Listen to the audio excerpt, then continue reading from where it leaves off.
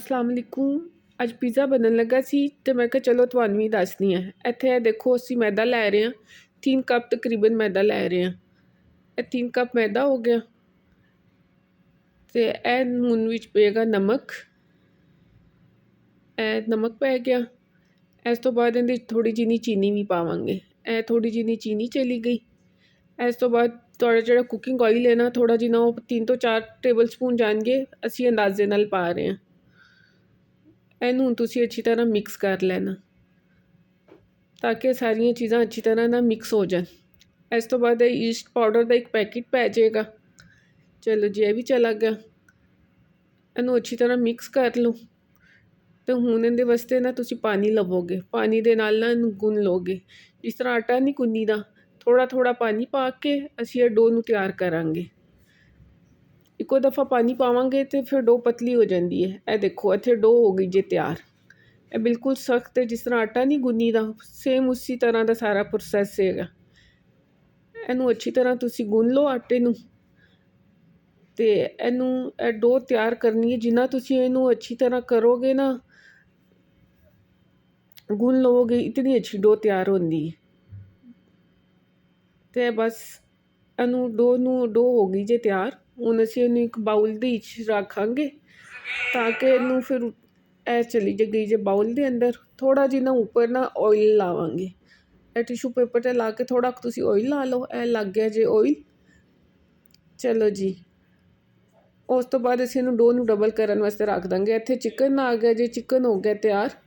Chicken ਹੁਣ ਅਸੀਂ ਕਰਾਂਗੇ ਮੈਰੀਨੇਟ, ਜਿਹਦੇ ਵਾਸਤੇ ਚਾਹੀਏ ਲਸਣ, ਸੋਇਆ ਸੌਸ, ਚਿੱਲੀ ਸੌਸ, ਸਿਰਕਾ ਤੇ ਮੇਰੇ ਕੋਲ ਹੈਗਾ ਸੀ ਇਹ ਬਾਰਬੀਕਿਊ ਮਸਾਲਾ, ਤਿੱਕਾ ਮਸਾਲਾ, ਤੇ ਮੈਂ ਉਹ ਇਸਤੇਮਾਲ ਕਰਾਂਗੀ। ਇਹ ਦੇਖੋ ਹੁਣ ਇਹਦੇ ਵਿੱਚ ਚਲਾ ਗਿਆ ਜੀ ਸਿਰਕਾ ਕਰਕੇ ਇਹਨੂੰ ਥੋੜਾ ਜਿਹਾ ਮਿਕਸ ਕਰ ਲਓ ਤਾਂ ਕਿ ਜਿਹੜੀ ਚਿਕਨ ਦੀ ਸ਼ਾਨ ਵਗੈਰਾ ਨਾ ਖ਼ਤਮ ਹੋ ਜਾਂਦੀ ਹੈ। ਇਹ ਚਲਾ ਗਿਆ ਜੀ ਤਿੱਕਾ ਮਸਾਲਾ।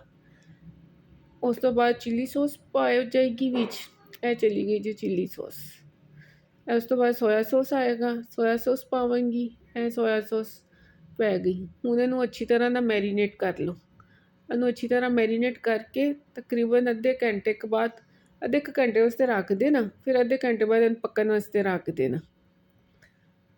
ਅੱਛੀ ਤਰ੍ਹਾਂ ਮਿਕਸ ਹੋ ਗਿਆ। ਐਲੋ ਜੀ, ਹੁਣ ਅਸੀਂ ਇਹਨੂੰ ਪੱਕਣ ਵਾਸਤੇ ਰੱਖ ਦਿੱਤਾ।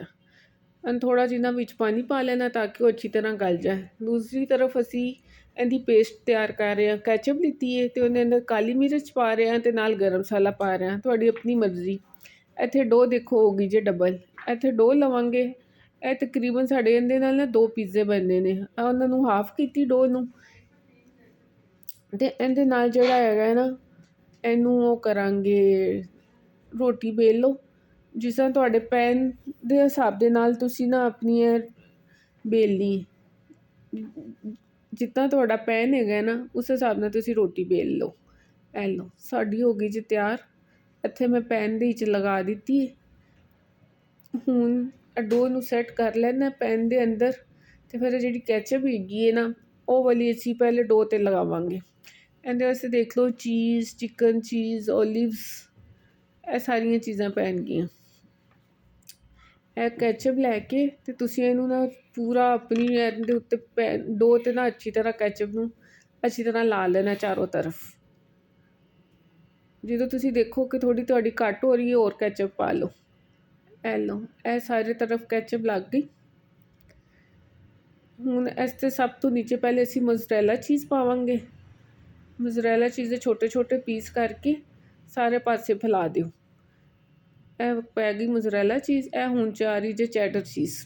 ਚੈਡਰ ਚੀਜ਼ ਦੇ ਸਲਾਈਸ ਲੈ ਕੇ ਇਹਨੂੰ ਅੱਛੀ ਤਰ੍ਹਾਂ ਕਿਨਾਰਿਆਂ 'ਤੇ ਦਰਮਿਆਨ ਦੇ ਵਿੱਚ ਸਾਰੇ ਪਾਸੇ ਫੈਲਾ ਦਿਓ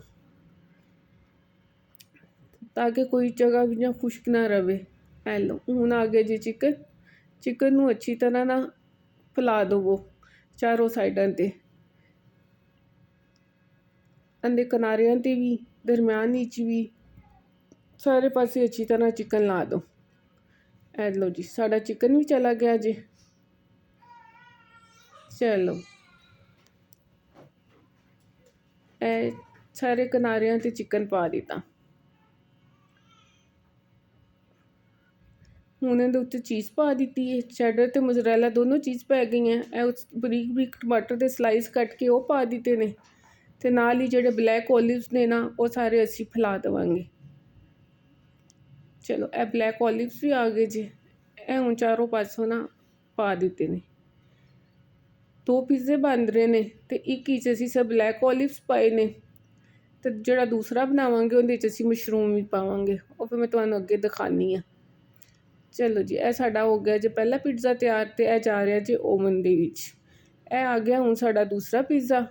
ਇਹਦੇ 'ਚ ਆਲਰੇਡੀ ਅਸੀਂ ਸਾਰਾ ਕੁਝ ਫਿਲਿੰਗ ਕਰ ਦਿੱਤੀ ਹੈ। ਇਹ ਉੱਤੇ ਮਸ਼ਰੂਮ ਪਾ ਰਹੇ ਹਾਂ। ਇਹ ਸਾਰੀ ਅੱਛੀ ਤਰ੍ਹਾਂ ਤੁਸੀਂ ਮਸ਼ਰੂਮ ਫੈਲਾ ਦਿਓ। ਇਹ ਸਾਰੇ ਮਸ਼ਰੂਮ ਚਲੇ ਗਏ। ਇਹ ਚਲੋ ਜੀ, ਮਸ਼ਰੂਮ ਚਲੇ ਗਏ। ਹੁਣ ਉੱਤੇ ਚੀਜ਼ ਆ ਜਾਏਗੀ, ਮੋਜ਼ਰੇਲਾ ਚੀਜ਼, ਚੈਡਰ ਚੀਜ਼, ਦੋਨਾਂ ਨੂੰ ਅੱਛੀ ਤਰ੍ਹਾਂ ਫੈਲਾ ਦਿਓ ਚਾਰੋਂ ਤਰਫ। ਚਲੋ ਜੀ, ਇਹ ਸਾਰੀ ਚਲੀ ਗਈ ਜੇ ਮੋਜ਼ਰੇਲਾ ਚੀਜ਼, ਅਤੇ ਹੁਣ ਆ ਗਈ ਜੇ ਚੈਡਰ ਚੀਜ਼ ਦੀ ਵਾਰੀ। ਇਹ ਲਓ ਜੀ, ਚੈਡਰ ਚੀਜ਼ ਵੀ ਚਲੀ ਗਈ ਜੇ। ਤੁਹਾਡੀ ਆਪਣੀ ਮਰਜ਼ੀ, ਅਗਰ ਤੁਸੀਂ ਚੀਜ਼ ਇਸ ਤੋਂ ਜ਼ਿਆਦਾ ਇਸਤੇਮਾਲ ਕਰਨਾ ਚਾਹੁੰਦੇ ਹੋ ਤਾਂ ਤੁਸੀਂ ਇਸ ਤੋਂ ਡਬਲ ਚੀਜ਼ ਇਸਤੇਮਾਲ ਕਰ ਸਕਦੇ ਹੋ, ਤੁਹਾਡੀ ਆਪਣੀ ਮਰਜ਼ੀ। ਇਹ ਲਓ ਜੀ, ਦੂਸਰਾ ਪੀਜ਼ਾ ਵੀ ਚਲਾ ਗਿਆ ਜੀ ਹੁਣ ਓਵਨ ਦੇ ਵਿੱਚ, ਅਤੇ ਥੋੜ੍ਹੀ ਦੇਰ ਤੱਕ ਇਹ ਹੋ ਜਾਏਗਾ ਤਿਆਰ। ਇਹ ਲਓ ਜੀ, ਪੀਜ਼ਾ ਹੋ ਗਿਆ ਜੀ ਤਿਆਰ, ਮਜ਼ੇਦਾਰ। ਜਦੋਂ ਤਿਆਰ ਹੋ ਜਾਵੇ ਤਾਂ ਉੱਤੇ ਓਰੀਗੈਨੋ ਛਿੜਕ ਦਿਓ, ਅਤੇ ਫਿਰ ਉਹਨੂੰ ਮਜ਼ੇ ਨਾਲ ਖਾਓ, ਅਤੇ ਆਪਣੀਆਂ ਦੁਆਵਾਂ ਵਿੱਚ ਮੈਨੂੰ ਯਾਦ ਰੱਖਣਾ, ਅਤੇ ਰੱਬ ਰਾਖਾ। ਹੱਸਦਾ ਰਵੇ ਪੰਜਾਬ, ਸਦਾ ਵਸਦਾ ਰਵੇ ਪੰਜਾਬ।